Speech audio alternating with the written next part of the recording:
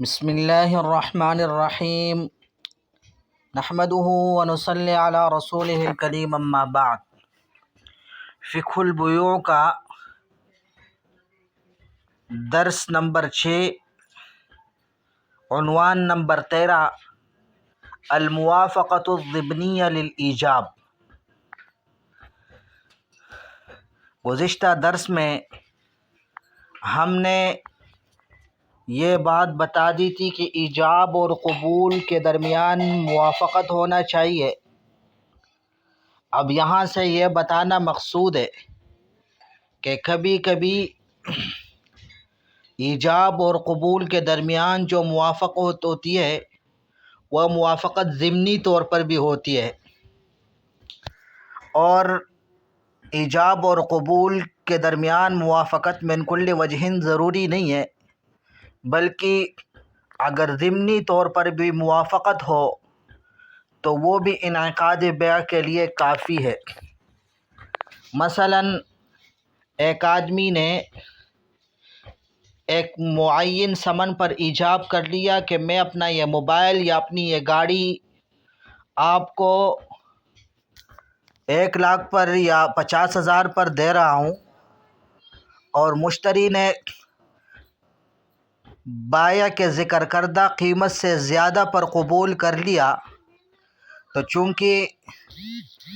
مشتری نے زیادہ قیمت جب بتا دیا تو وہ زیادہ قیمت ضمناً کم قیمت کو بھی شامل، تو یہاں پر بائع اور مشتری کے ایجاب اور قبول کے درمیان من کل وجہ اگرچہ موافقت نہیں ہے، لیکن ضمنی موافقت کی وجہ سے بیع جائز ہو جائے گی۔ البتہ بائع نے جتنے ثمن پر ایجاب کیا ہے مشتری کو اتنا ہی دینا لازم ہوگا، اور زائد دینا اس کے اوپر لازم نہیں ہوگا۔ ہاں البتہ اگر بائع نے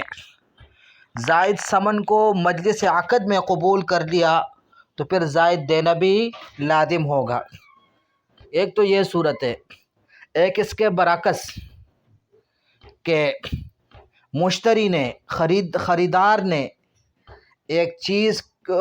کے ایک ثمن پر ایک معین قیمت پر ایجاب کر لیا کہ یہ چیز میں اتنے کا خرید رہا ہوں، اور بائع نے اس سے کم میں قبول کر لیا۔ مثلا مشتری نے کہا کہ میں آپ کی یہ گھڑی یا آپ کا یہ جو موبائل ہے یہ میں 5,000 کا خرید رہا ہوں، اور بائع نے کہا کہ میں آپ کو 4,000 میں دے رہا ہوں، تو یہاں پر بھی بائع اور مشتری کے درمیان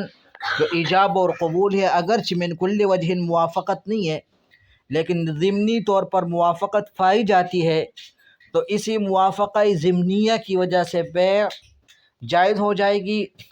اور مشتری نے جتنے ثمن پر ایجاب کیا ہے اتنا ہی دینا واجب ہوگا۔ بہرحال یہی بات بیان کرنا چاہتے ہیں۔ فرماتے ہیں کہ الموافقۃ الضمنیہ للایجاب، وقد تکون موافقۃ الایجاب والقبول ضمنا، اور کبھی کبھی ایجاب اور قبول کے درمیان موافقت ضمنی ہوتا ہے، وہی کافیۃ لانعقاد البیع، اور یہ ضمنی موافقت بیع کے منعقد ہونے کے لیے کافی ہے۔ یعنی من کل وجہ انعقاد بیع کے لیے موافقت ضروری نہیں ہے۔ مثل ان یقع الایجاب من البائع بثمن، مثلا بائع کی طرف سے ایک معین قیمت پر ایجاب پایا جائے، ویقع قبول المشتری بثمن اکثر منہ، اور مشتری کی جانب سے اس سے زیادہ قیمت پر قبول واقع ہو جائے، فلو قال البائع بعتک هذا الثوب ب100، پس اگر بائع نے کہا کہ میں نے اپنا یہ کپڑا آپ کے اوپر 100 کا بیچا، اور فقال البائع مشتری نے کہا قبلته ب110، میں نے 110 کا میں قبول کیا، تو انعقد البیع علی ال100، تو 100 روپے پر بیع منعقد ہو جائے گی۔ لأن قبول المشتری ب110 يتضمن قبوله ب100، اس لیے کہ مشتری کا 110 پر قبول کرنا یہ 100 پر قبول کرنے کو شامل اور متضمن ہے۔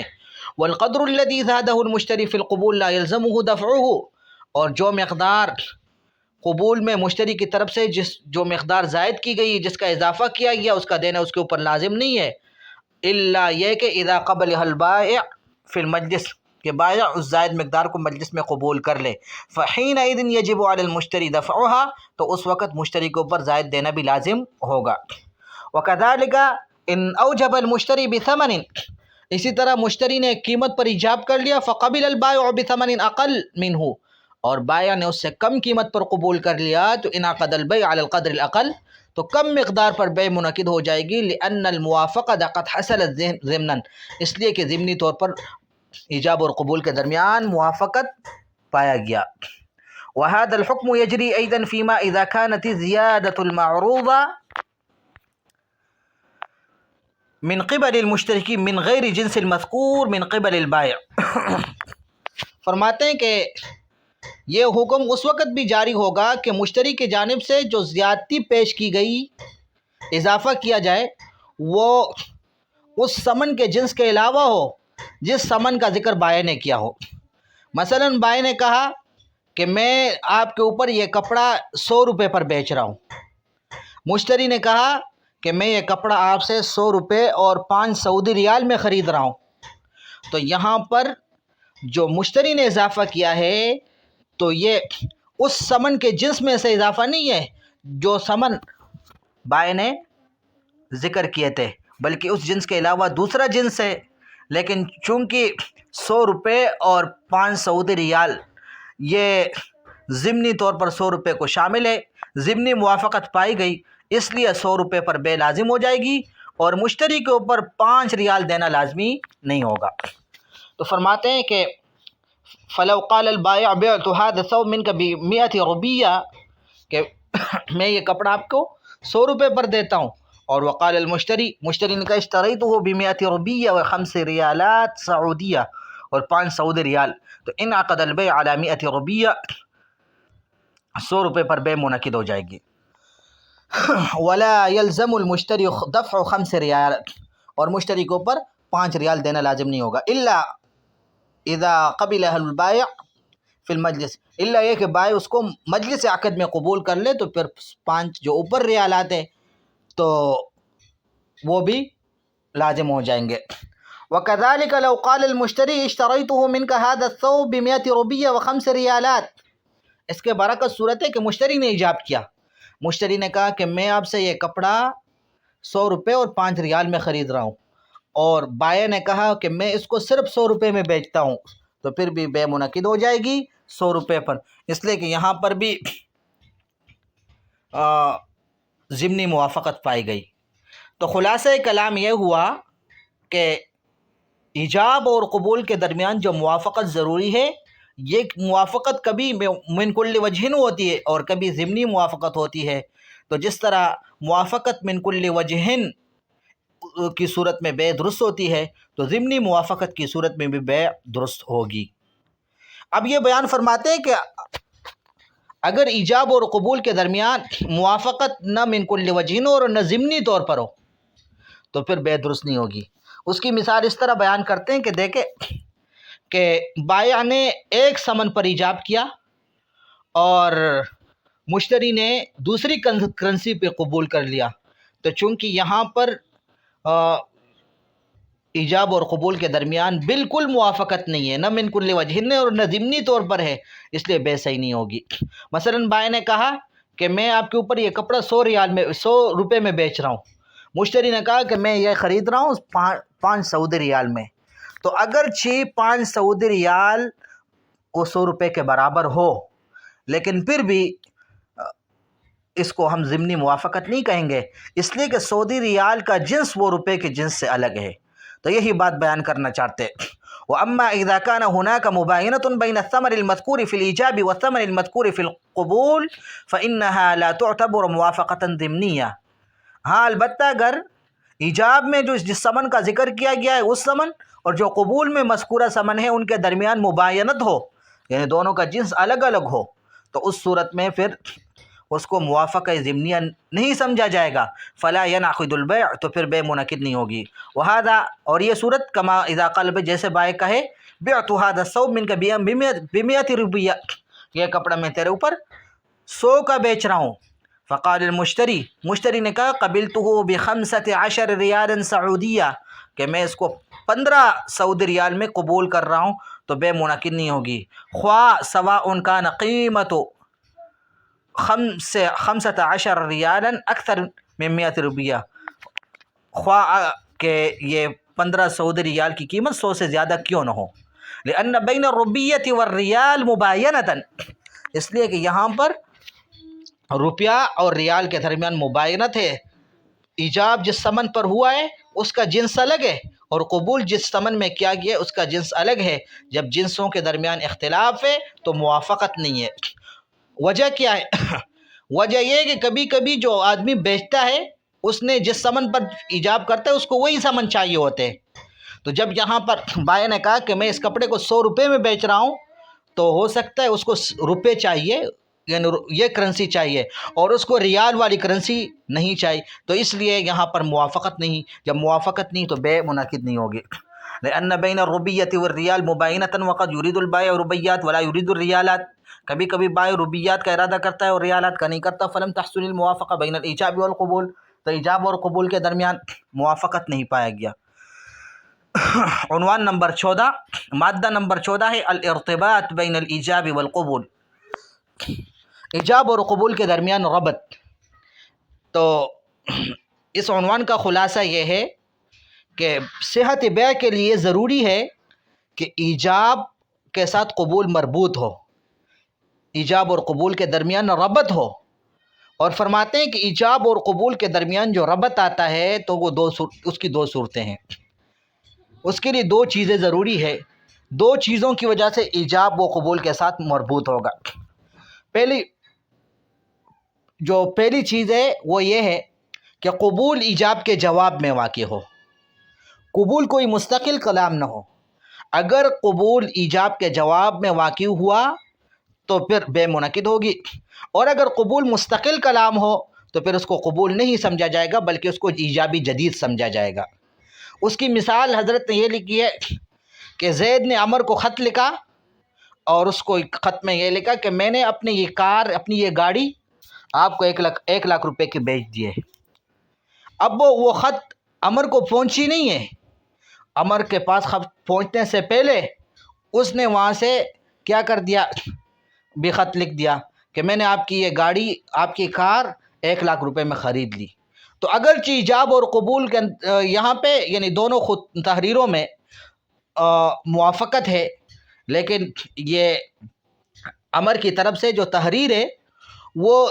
زید کی تحریر کے جواب میں نہیں ہے بلکہ وہ مستقل ہے، اس لیے ہم عمر کی تحریر کو یہ نہیں کہیں گے کہ یہ قبول ہے، بلکہ اس کو ایجابی جدید سمجھیں گے۔ جب اس کو ایجابی جدید سمجھیں گے تو اب ان میں سے یعنی زید اور عمر میں سے جو بھی دوسرے کے تحریر پہنچنے کے بعد قبول کرے گا تو بے تام ہوگی، ورنہ تام نہیں ہوگی۔ تو پہلے عمر کا خلاصہ یہی ہے۔ فرماتے ہیں وَكَذَلِكَ يَجِبُ لِصِحَّةِ الْبَيْعِ أَن يَكُونَ الْقُبُولُ مُرْتَبِطًا بِالْإِيجَابِ، اور اسی طرح یہ واجب ہے صحت بیع کے لیے کہ قبول ایجاب کے ساتھ مربوط ہو۔ وَيَجِبُ لِهَذِهِ الْارْتِبَاط أَن يَتَحَقَّقَ أَمْرَانِ، اور اس ارتباط کے لیے ضروری ہے کہ دو چیزیں پائی جائیں۔ نمبر 1، الاول ان يكون القبول في جواب الایجاب، کہ قبول ایجاب کے جواب میں واقع ہو۔ فإن كان مستقلا عنه فلا يعتبر قبولا، کہ اگر قبول ایجاب کے جواب میں واقع نہ ہو بلکہ وہ مستقل کلام ہو تو پھر اس کو قبول نہیں سمجھا جائے گا، وإنما هو ایجاب آخر، بلکہ اس کو جدید ایجاب سمجھا جائے گا۔ وعلى هذا اس بنا پر لو كتب زید الى عمرو، کہ اگر زید نے عمر کو خط لکھا، اس میں کیا تھا، بعتک سیارتی ب100,000، کہ میں نے اپنی گاڑی آپ کو بیچ دیے 1 لاکھ میں۔ وقبل ان يصل الكتاب الى عمرو كتبه هو اي عمرو الى زید اشتريت منك سيارتك ب100,000، اور عمر کو خط پہنچنے سے پہلے عمر نے زید کو خط لکھا کہ میں نے آپ کی گاڑی 1 لاکھ میں خرید لی۔ ولم يعلم احدهما بکتاب الاخر الا بعد ارسال کتاب نفسی، اور زید اور عمر میں سے کسی کو بھی دوسرے کے خط کا علم نہیں ہے مگر ان کو جو علم ہوا ہے اپنے خط بھیجنے کے بعد، اپنی خط بھیجنے کے بعد ان کو پتہ چلا کہ اس نے بھی میری طرف خط بھیجا ہے۔ تو فرماتے فمجرد وصول الکتابین الی زید و عمر لا يعد بیعا بینہما، تو دونوں کو اگر خط مل جائے تو محض خط ملنے کی وجہ سے ان کے درمیان بیع تام نہیں ہوگی، بل کل واحد من الکتابین ایجابا، بلکہ یہاں ہر خط کو ایجاب سمجھا جائے گا، فللآخر ان یقبلہ او یردہ، اور فریق ثانی کو قبول کرنے کا بھی اختیار ہے اور رد کرنے کا بھی اختیار ہے، ولا یتم البیع حتی یصدر ہناک قبول من احدہما، اور یہاں پر اس وقت تک بیع تام نہیں ہوگی جب تک دوسرے ان دونوں میں سے کسی ایک کے سے قبول صادر نہ ہو، لأن کتاب کل واحد منہما انما صدر ایجابا للبیع۔ اب یہاں پہ بیع کیوں تام نہیں ہے اس کی وجہ بیان کر رہے ہیں حضرت کہ دیکھیں یہاں پر ہر ایک کا یعنی زید کا اور عمر میں سے ہر ایک کا جو خط اس نے بھیجا ہے تو وہ بیع کے ایجاب کے طور پر اس نے بھیجا ہے، وکل واحد منہما یعرف انہ یحتاج الی قبول الاخر، اور زید اور عمر میں سے ہر ایک یہ سمجھتا ہے کہ وہ دوسرے کے قبول کا محتاج ہے، وانہ یجوز لہ الرجوع عن ایجابی قبل ان یقبل آخر، اور ان دونوں میں سے ہر ایک یہ سمجھتا ہے کہ اس کو اپنے ایجاب سے رجوع کرنے کا اختیار ہے دوسرے کو قبول کرنے سے پہلے، تو فلا يسقط حق رجوعه عنه لمجرد ان الاخر اصدر ایجابا مماثلا آخر۔ لہٰذا جب زید اور عمر میں سے ہر ایک یہ سمجھتا ہے کہ میں دوسرے کے قبول کا محتاج ہوں، ہر ایک یہ سمجھتا ہے کہ دوسرے کے قبول سے پہلے مجھے اپنے ایجاب سے رجوع کرنے کا حق حاصل ہے، تو لہٰذا محض اس بنا پر کہ اس دوسرے نے بھی ایجاب بھیج دیا ہے، دوسرے کی محض ایجاب بھیجنے کی وجہ سے ہم ان کا وہ جو رجوع کا حق ہے وہ ساقط نہیں کر سکتے، فلا یسقط، پس ساقط نہیں ہوگا حق رجوع عنہ، اس کے رجوع کا حق، لمجرد صرف اس وجہ سے کہ ان الاخر اصدر ایجاب مماثل آخر، کہ دوسرے نے بھی اس کی طرح ایجاب صادر کیا ہے۔ لہٰذا خلاصہ یہ ہوا امر اول کا کہ قبول و ایجاب کے جواب میں ہونا چاہیے، اگر قبول ایجاب کے جواب میں نہ ہو بلکہ مستقل ہو تو پھر اس کو قبول نہیں سمجھا جائے گا بلکہ اس کو ایجاب جدید سمجھا جائے گا، اور بے اس وقت تام نہیں ہوگی جب تک اس ایجاب جدید کو ان دونوں میں سے کوئی قبول نہ کرے، جب دونوں میں سے کوئی قبول کر لے گا تو بے تام ہو جائے گی۔ والثانی، اب یہاں سے امر ثانی بیان کرتے ہیں، فرماتے ہیں کہ ان تصح اضافت القبول الی الایجاب بوجہ معقول، فرماتے ہیں کہ قبول کا ایجاب کے ساتھ مربوط ہونے کے لیے جو دوسری چیز ضروری ہے وہ یہ ہے کہ قبول کی اضافت اور نسبت ایجاب کی طرف سے معقول طریقے سے درست ہو، یعنی قبول کی نسبت ایجاب کی طرف صحیح ہو، اور یہ جو قبول کی اضافت اور نسبت ایجاب کے طرف ہے تو ایجاب اور قبول کے درمیان کوئی ایسے چیز حائل نہ ہو جس کی وجہ سے یہ نسبت ختم ہو جائے اور یہ نسبت کٹ جائے عرفاً۔ تو اگر ایجاب اور قبول کے نسبت کے درمیان کوئی ایسی چیز حائل ہو جائے جس کی وجہ سے یہ نسبت ختم ہو جائے تو پھر یہ سمجھا جائے گا کہ یہ قبول نہیں، اس کو قبول نہیں سمجھا جائے گا۔ تو فرماتے ہیں والثانی، اور دوسری صورت ان تصح اضافت القبول الی الایجاب بوجہ معقول، کہ قبول کی اضافت ایجاب کی طرف معقول طریقے سے درست ہو، دون ان یتخلل بینہما ما یقطع هذه الاضافہ عرفا، اور ان دونوں کے درمیان کوئی ایسی چیز حائل نہ ہو جو اس اضافت اور نسبت کو عرفاً کاٹ دے، وهذه الارتباط یختلف باختلاف الاحوال۔ اب یہاں پر ایجاب اور قبول کے درمیان جو نسبت اور جو اضافت ہے تو یہ مختلف احوال کے اعتبار سے مختلف ہو سکتا ہے۔ اب ایک حال تو یہ ہے، ایک صورت تو یہ ہے کہ عقد دو موجود شخصوں کے درمیان ہو رہا ہو، تو اب عقد جب دو موجود شخصوں کے درمیان ہو رہا ہو تو وہاں پر ایجاب اور قبول کے درمیان رابط وہ مجلس ہوگی، لہٰذا بائع جس مجلس میں ایجاب کرے گا تو مشتری کو اسی مجلس میں جب تک وہ دونوں رہے اس کو قبول کرنے کا اختیار ہوگا، لیکن قبول کرنے سے پہلے اگر مسجد ختم ہو جائے گی تو ایجاب ختم ہو جائے گا سابقہ، اور پھر مشتری کے لیے جائز نہیں ہوگا کہ اپنے قول کو اور اپنے قبول کو سابقہ ایجاب پر بنا کرے، بلکہ اگر مجلس ختم ہونے کے بعد مشتری قبول کرے گا تو اس کو قبول نہیں سمجھا جائے گا بلکہ اس کو ایجابی جدید سمجھا جائے گا. جو بائع کے قبول کا محتاج ہوگا، اور بائع اگر قبول کرے تو بے تام، اور اگر رد کرے تو بے تام نہیں ہوگی. لہٰذا ایک صورت تو یہ ہے. دوسری صورت یہ ہے کہ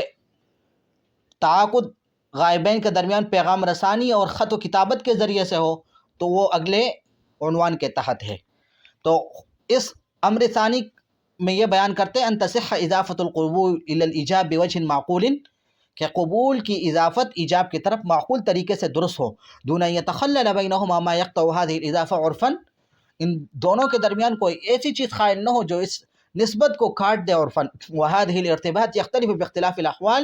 اور یہ جو ربط ہوتا ہے ایجاب اور قبول کے درمیان یہ احوال کے اعتبار سے مختلف ہوتا ہے. فإن كان العقد، اب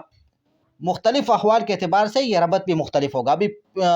وہ مختلف احوال بیان کرنا چاہتے ہیں. پہلی صورت فرماتے ہیں وَأَمَّا، فرماتے ہیں فَإِذَا كَانَ الْعَقْدُ بَيْنَ الشَّخْصَيْنِ حَاضِرَيْنِ، اگر عقد دو موجود شخصوں کے درمیان ہو، فقد ذکر الفقہاء، تو فقہاء کرام نے ذکر کیا ہے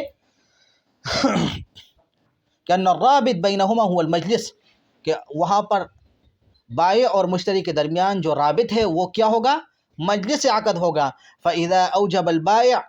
لہذا جب بائع مجلس کے اندر ایجاب کرے گا، فَلِلْمُشْتَرِي أَن يَقْبَلَهُ مَا دَامَ فِي الْمَجْلِس، تو جب تک دونوں مجلس میں رہیں گے مشتری کے لیے قبول کا اختیار ہوگا. وَأَمَّا إِذَا انْقَطَعَ الْمَجْلِسُ قَبْلَ الْقُبُولِ، اور قبول سے پہلے جب مجلس ختم ہو جائے بطل الایجاب، تو بائع کا ایجاب بھی ختم ہو جائے گا. فَلَا يَجُوزُ لِلْمُشْتَرِي أَن يَبْنِيَ قبوله على ذلك الایجاب، پھر مجلس ختم ہونے کے بعد مشتری کے لیے اختیار نہیں کہ اپنے قبول کو سابق ایجاب پر مرتب کر لے. فلا ينعقد البيع بقبوله بعد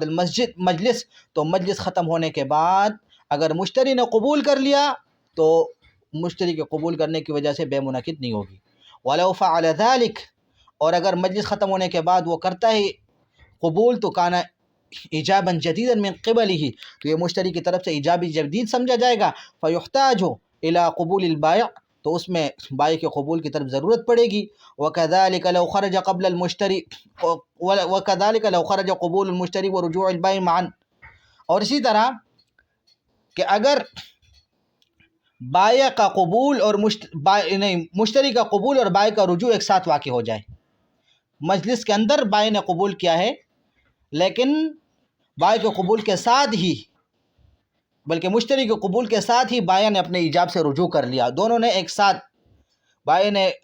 رجوع کر لیا اور مشتری نے قبول کر لیا، تو فإنه يبطل الایجاب، پھر بھی ایجاب ختم ہو جائے گا. ولا ينعقد به البيع، اور بیع منعقد نہیں ہوگی. تو یہ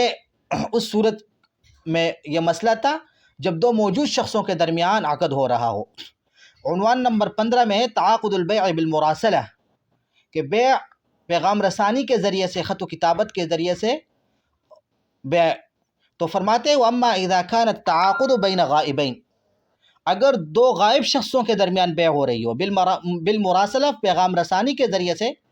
فقد ذکر الفقہاء ان المعتبر مجلس وصول الرسول او الخطاب.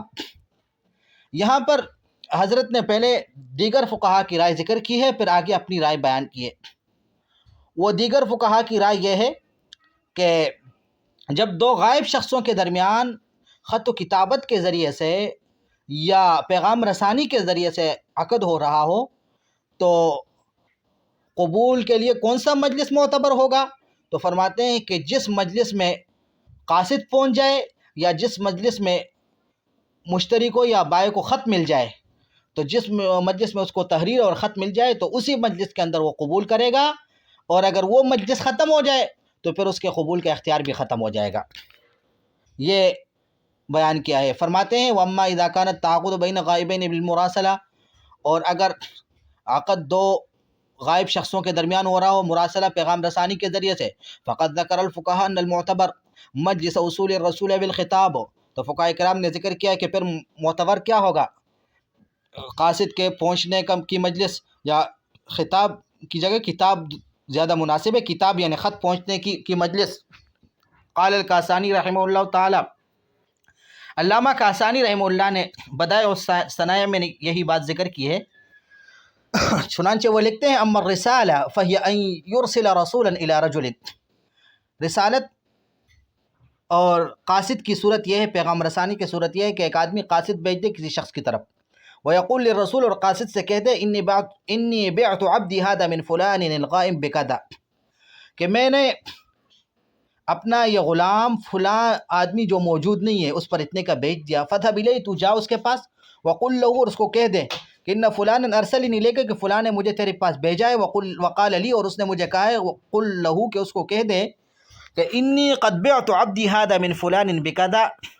कि बेशक मैंने अपनी ये ग़ुलाम फ़लाँ के ऊपर इतने का बेचा है। फ़ज़हब अर्रसूल, कासिद चला जाता है, और बल्लग़ अर्रिसाला, और पैगाम पहुँचा देता है। फ़क़ाल अलमुश्तरी फ़ी मजलिसी ज़ालिका क़बिलतु, जिस मजलिस में कासिद पहुँचाए उसी मजलिस में मुश्तरी ने कहा कि मैंने कबूल कर लिया, तो इनाक़दल बे मुनक़िद हो जाएगी। लिअन्न रसूल सफ़ीरुन व मुअब्बिरुन, इसलिए कि जो कासिद होता है वो सफ़ीर होता है, व मुअब्बिरुन अन कलामिल मुरसिल, और भेजने वाले मुरसिल की कलाम का ताबीर करने वाला होता है, व नाक़िलुन कलामहु इलल मुरसल इलैहि, और उसका कलाम नकल करने वाला होता है मुरसल इलैहि की तरफ। तो फ़कअन्नहु हज़र बिनफ़्सी, गोया के बाए ख़ुद हाजिर है, फ़ौजबल बे, और उसने बे का इजाब किया है, वक़बल आखिर फ़िल मजलिस, और दूसरे ने मजलिस के अंदर कबूल कर लिया। तो ये तो रिसालत की सूरत हो गई, जिसका ख़ुलासा ये है कि एक आदमी ने कासिद भेज दिया, तो कासिद भेजने के बाद जब कासिद ने उसका पैगाम पहुँचा दिया तो बे मुनक़िद हो जाएगी, इसलिए कि जो कासिद होता है वो मुरसिल यानी भेजने वाले की तरफ से उसके कलाम का मुअब्बिर होता है, उसके कलाम का नाकिल होता है। तो गोया कि मुरसिल ख़ुद उसी मजलिस में मौजूद है और वो इजाब कर रहा है। जब वो उसी मजलिस में इजाब कर रहा है तो जो मुश्तरी होगा मुरसल इलैहि होगा, तो मुरसल इलैहि अगर उसी मजलिस में कबूल कर ले तो बे ताम और मुनाकिद हो जाएगी, अगर उसी मजलिस में उसने कबूल नहीं किया तो बे मुनाकिद और ताम नहीं होगी। वो अम्मल किताबा, जहाँ तक के ख़त व किताबत के ज़रिए से बे का ताल्लुक़ है तो उसकी सूरत यह है, फ़ही अन यक्तुब अर्रजुल इला रजुलिन, के एक आदमी दूसरे आदमी को लिख दे, अम्मा बाद फ़क़द बिअतु अब्दी फ़ुलानन मिनका बिकज़ा, कि मैंने फ़लाँ ग़ुलाम आपके ऊपर इतने का भेज दिया, ख़त में तहरीर में लिख दे। अब मकतूब इलैहि जिसको तहरीर लिखी गई है उसके पास वो ख़त पहुँच जाता है, जिस मजलिस में उसके पास ख़त पहुँचा है उसी मजलिस में वो कह देते कि मैंने ख़रीद लिया, तो बे मुनक़िद हो जाएगी। क्यों? लिअन्न ख़िताबल गाइब किताबुहु, इसलिए कि जो आदमी गायब होता है तो उसकी तरफ से ज़ुबानी गुफ्तगू उसका ख़त है, उसका ख़त उसकी तरफ से ख़िताब और ज़ुबानी गुफ्तगू है। फ़कअन्नहु हज़र बिनफ़्सी, गोया कि वो ख़ुद बख़ुद हाजिर हुआ है, वख़ातब बिल इजाब, और ज़ुबानी तौर पर इजाब किया है, वक़बिल आखिर फ़िल मजलिस, और दूसरे ने मजलिस के अंदर कबूल किया है। तो अगर ये ख़ुद बख़ुद हाजिर हो और ज़ुबानी तौर पर इजाब करेगा तो उसी मजलिस में कबूल का इख्तियार होगा, मजलिस के बाद नहीं होगा। तो यहाँ पर भी यही बात है। ये तो अल्लामा कासानी की इबारत थी। इमाम गज़ाली रहमतुल्लाह ने भी अपनी फतावा में ज़िक्र किया है कि इज़ा सह्हहना अल-बैअ बिल-मुकातबा, कि जब हमने बैअ किताबत के ज़रिए से सही कर ली और हमने ये कहा कि किताबत तहरीर के ज़रिए से बे सही है, फ़कतब इलैहि, तो एक आदमी ने दूसरे को ख़त लिखा, फ़क़बिल अल-मकतूब इलैहि, तो मकतूब इलैहि ने कबूल कर लिया, सबत लहु ख़ियारुल मजलिस मादाम फ़िल मजलिस, तो जब तक वो मजलिस में रहेगा उसको ख़ियार मजलिस साबित होगा। शवाफ़े के नज़दीक ख़ियार मजलिस होता है। वयतमादा ख़ियारुल कातिब, और जो कातिब होता है ख़त लिखने वाला, उसका ख़ियार भी बाकी रहेगा, इला अन यनक़तिअ ख़ियारुल मकतूब इलैहि, उस वक़्त तक जब मकतूब इलैहि के ख़ियार ख़त्म हो जाए। तो जब मकतूब इलैहि के ख़ियार ख़त्म होने तक कातिब का ख़ियार भी बाकी रहेगा। लिहाजा मजलिस के आखिर तक कातिब को भी अपने इजाब से रुजू करने का हक़ होगा, लेकिन जब मकतूब इलैहि का ख़ियार मजलिस वो ख़त्म हो जाएगा तो बाया जो होता है उसके भी रुजू करने का हक़ ख़त्म हो जाएगा। हत्ता लौ उलिम अन्नहु रजअ अनिल इजाब क़ब्ल मुफ़ारक़तिल मकतूब इलैहि मजलिसहु सह रुजूअहु, यहाँ तक कि अगर ये मालूम हो जाए कि कातिब ने इजाब से रुजू किया है क़ब्ल मुफ़ारक़तिल मकतूब इलैहि मजलिसहु, मकतूब इलैहि के मजलिस से अलग होने से पहले, यानी मकतूब इलैहि का मजलिस ख़त्म होने से पहले कातिब ने अपने इजाब से रुजू कर लिया तो उसका रुजू दुरुस्त होगा। वलम यनाक़िदिल बै', और बे मुनक़िद नहीं होगी। वल्लाहु आलम। یہ تو علامہ کاسانی اور امام غزالی رحمہ اللہ تعالیٰ کے عبارات نقل کی۔ اب حضرت فرماتے ہیں وظاہر مثل هذه النصوص الفقہیہ ان الایجاب انما يبقى الى آخر مجلس اصول الکتاب، کہ ان عبارات فقہیہ کا ظاہر یہ ہے کہ جو ایجاب ہوتا ہے تحریری طور پر ہو یا قاصد کے ذریعے سے ہو، یہ خط ملنے کی مجلس کے آخر تک باقی رہتی ہے۔ فلو لم يقبل المکتوب الیہ فی نفس المجلس الذی تسلم فی الکتاب سقط الایجاب، بس اگر مکتوب الیہ نے اس مجلس میں جس مجلس نے اس نے خط وصول کیا ہے، جس مجلس میں اس کو خط ملا ہے، اسی مجلس میں اگر اس نے قبول نہیں کیا تو ایجاب ختم ہو جائے گا۔ فلا يجوز له ان يبني قبول علیہ، پھر اس کے لیے جائز نہیں ہوگا کہ وہ اپنے قبول کو سابق ایجاب پر مبنی کر لیں، اس پر مرتب کر دے۔ وَلَئِن كَتَبَ إِلَيْهِ بَعْدَ ذَلِكَ مُوَافَقَتَهُ لِلْعَقْدِ، اور اگر خط ملنے کے مجلس کے بعد، وہ مجلس ختم ہو گیا، اس کے بعد اس نے جوابی خط لکھا اور اس میں کیا لکھا کہ بھائی عقد کی موافقت، کہ میں خرید رہا ہوں آپ کی چیز، تو فَإِنَّمَا يَكُونُ إِيجَابًا جَدِيدًا، تو اس کو ایجابی جدید سمجھا جائے گا۔ اور یہ یحتاج الی قبول الموجب الاول، اب جو پہلے ایجاب کرنے والا تھا موجب اول، کاتب خط لکھنے والا، اس کے قبول کی طرف کی ضرورت ہوگی۔ اگر وہ قبول کرے گا اچھی بات، اور اگر رد کرے گا تو اس کی مرضی۔ اب یہ تو سابقہ عبارات سے یہ بات معلوم ہو گئی، لیکن حضرت فرماتے وَلَكِنَّ هَذَا فِيهِ حَرَجٌ لَا يَخْفَى، یعنی ایجاب کو مجلس اصول الکتاب تک مقصور کرنا، اس میں حرج ہے، لا یخفی، جو کسی پر مخفی نہیں ہے۔ لأن امتداد الایجاب وخیار قبول الى آخر انما شرع للتأمل والتروی، حضرت لکھتے ہیں کہ چونکہ یہ جو شریعت نے ایجاب کو باقی رکھا ہے اور اسی طرح قبول کا اختیار مجلس عقد کے آخر تک دیا ہے، تو اس حکم کا علت کیا ہے؟ وہ یہ ہے کہ تاکہ متعاقدین میں سے ہر ایک غور و فکر کر لے، سوچ و بچار کر لے۔ کما صرح بذلك الکاسانی لأن امتداد الایجاب وخیار قبولہ الی آخر مجلس العقد، اس لیے کہ ایجاب کا باقی رہنا اور قبول کا اختیار جو آخری مجلس تک ہوتا ہے، انما شرع، یہ مشروع کیا گیا ہے، للتأمل، سوچنے کے لیے، والتروی، اور غور و فکر کے لیے، کما صرح بذلك الکاسانی رحمہ اللہ تعالی، جس طرح کہ اس بات کی تصریح علامہ کاسانی نے کی ہے۔ وَيَكْفِي لِذَلِكَ مَجْلِسُ الْعَقْدِ بَيْنَ الْحَاضِرَيْنِ، اب تروی اور تأمل کے لیے تو جب عقد دو موجود شخصوں کے درمیان ہو تو پھر تو مجلس عقد کافی ہوتا ہے۔ کیوں؟ لأن العادة ان يكون مثل هذا المجلس بين الحاضرين يستمر الى ان يحصل التروی، اس لیے کہ عام طور پر دو موجود شخصوں کے درمیان اس طرح کا جو مجلس عقد ہوتا ہے تو وہ اس وقت تک باقی رہتا ہے جب تک وہ سوچ و بچار وہ کر لیتے ہیں۔ وَلَوْ انْقَطَعَ الْمَجْلِسُ، اور اگر خدا نخواستہ سوچ و بچار سے، غور و فکر سے پہلے مجلس ختم بھی ہو جائے تو فَإِنَّهُ يَسْهُلُ تجدید الایجاب بین الحاضرین، تو چونکہ دونوں موجود ہے تو نیا ایجاب کرنا آسان ہوتا ہے۔ بخلاف مجلس اصول الکتاب، بخلاف اس مجلس کے جس میں خط آدمی کو ملا ہے، فَإِنَّهُ قَدْ يَصِلُ الْكِتَابُ فِي حَالَةٍ مُسْتَعْجَلَةٍ لَا تَكْفِي لِلتَّرَوِّي، اس لیے کہ کبھی کبھی آدمی کو خط مل جاتا ہے جلد بازی کی حالت میں، جلد بازی کی کیفیت میں، اور اس کو اس وقت غور و فکر کا موقع نہیں ملتا، تو وَلَوْ انْقَطَعَ الْمَجْلِسُ، اور اگر یہاں پہ مجلس ختم ہو جائے تو فَلَا يَسْهُلُ تجدید الایجاب، تو ایجاب نئے سرے سے کرنا بھی آسان نہیں ہے۔ جب نئے سرے سے ایجاب کرنا بھی آسان نہیں ہے، اس لیے حضرت لکھتے ہیں کہ حاضرین کے درمیان جو عقد ہوتی ہے اور غائبین کے درمیان عقد، ان دونوں کے درمیان فرق ہونا چاہیے، ان دونوں کے درمیان فرق ہونا چاہیے۔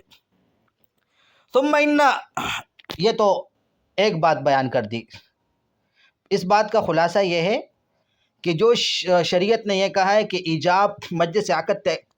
کے آخر تک باقی رہے گا اور مجلس عقد کے آخر تک فریق ثانی کو قبول کا اختیار ہوگا، تو یہ حکم غور و فکر، سوچ و بچار کے لیے شریعت نے مشروع کیا ہے۔ اب یہ بیان فرماتے ہیں کہ جب دونوں فریقین وہ موجود ہوں مجلس عقد کے اندر، تو عام طور پر ان کے درمیان جو مجلس ہوتی ہے وہ اتنی باقی رہتی ہے کہ فریقین وہ غور و فکر کر لیتے ہیں یا سوچ بچار کر لیتے ہیں، اور اگر غور و فکر کے بغیر مجلس برخاست بھی ہو جائے تو ایجاب جدید آسان ہوتی ہے۔ جب ایجاد جدید آسان ہوتی ہے تو اس لیے وہاں پہ کوئی مسئلہ نہیں ہے۔ لیکن خط والا جو مسئلہ ہے وہ اس کے برعکس ہے، وہاں پر کبھی کبھی انسان کو کیا ہوتا ہے جلد بازی میں خط مل جاتا ہے۔ جب جلد بازی میں آدمی کسی جگہ پہ جا رہا ہے گاڑی میں، جلد بازی میں اس کو غور و فکر اور سوچ و بچار کا موقع ہی نہیں ملا، اور جب مجلس ختم ہو گیا تو دوبارہ نیا سرے سے آسانی سے ایجاب کرنا ممکن بھی نہیں ہے۔ جب آسانی سے ممکن نہیں ہے تو اس لیے دونوں کے درمیان فرق ہونا چاہیے۔ ایک بات، ثم ان اثبات القبول فی المجلس عند حضور الفریقین سہل، اور دوسری وجہ یہ بیان کرتے ہیں حضرت کہ دیکھیں جب دونوں پارٹیاں موجود ہو، حاضر ہو، تو ان کے درمیان قبول کی تحقیق کرنا آسان ہے۔ ان کے درمیان قبول کی تحقیق کرنا آسان ہے کہ مجلس کے اندر بے کو قبول کیا ہے فریق ثانی نے یا مجلس کے بعد، اس بات کی تحقیق کرنا آسان ہے۔ لیکن جب دونوں شخص غائب ہو، موجود نہ ہو، تو وہاں پر مکتوب الیہ نے مجلس یعنی خط ملنے کے مجلس میں قبول کیا یا اس کے بعد، اس بات کی تحقیق کرنا مشکل ہے۔ جب مشکل ہے تو اس لیے حضرت لکھتے ہیں کہ آمنے سامنے جو عقد ہوتا ہے اور خط و کتابت کے ذریعے سے عقد ہوتا ہے، ان دونوں کے درمیان فرق ہونا چاہیے۔ فرماتے ہیں ثم ان اثبات القبول فی المجلس عند حضور الفریقین سہل، اور پھر مجلس کے اندر قبول کا ثابت کرنا دونوں پارٹیوں کے نزدیک، یعنی عند حضور الفریقین، جب دونوں فریقین حاضر ہو اس وقت آسان ہے، بخلاف الغائبین، بخلاف اس صورت کے کہ عقد غائبین کے درمیان ہو رہا ہو۔ فإن هناك صعوبة في إثبات أن المكتوب إليه قبل في مجلس اصول الكتاب بعده، اس لیے کہ وہاں پر یہ بات ثابت کرنا، اس بات کی تحقیق کرنا مشکل ہے کہ مکتوب الیہ نے خط اصول کرنے کی مجلس میں، یعنی جس مجلس میں اس کو خط ملا ہے اسی مجلس میں اس نے عقد کو قبول کیا، اس کے بعد قبول کیا ہے، یہ بات طے کرنا مشکل ہے۔ فینبغی ان یکون هناك فرق بین العقد الشفہی والعقد الکتابی، تو اس لیے آمنے سامنے عقد اور کتابی عقد کے درمیان فرق ہونا چاہیے۔ آج کے لیے اتنا ہی کافی، اور انشاءاللہ العزیز کل سے پھر حضرت نے جو فرق بیان کیے اس کی مزید تفصیل آگے آئے گی۔ شیخ الاسلام خواہر زادہ رحمہ اللہ تعالیٰ کی عبارت اور پھر علامہ شامی رحمہ اللہ تعالیٰ کی عبارت، لیکن چونکہ ٹائم کم ہے تو وقت کے اختصار کی وجہ سے اتنا ہی کافی ہے۔ وآخر دعوانا ان الحمد للہ رب العالمین۔ السلام علیکم ورحمۃ اللہ وبرکاتہ۔